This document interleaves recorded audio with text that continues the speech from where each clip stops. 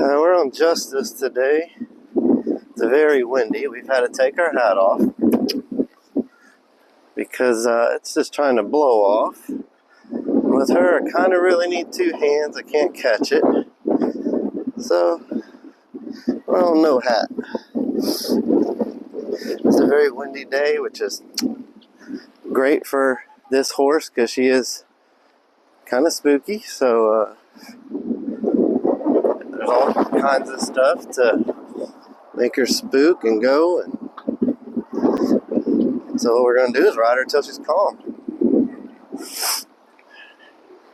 And that's kind of the plan here. Just ride her until she calms down. She's been a little extra spooky so far today with all the wind. Got a big cold front blowing in.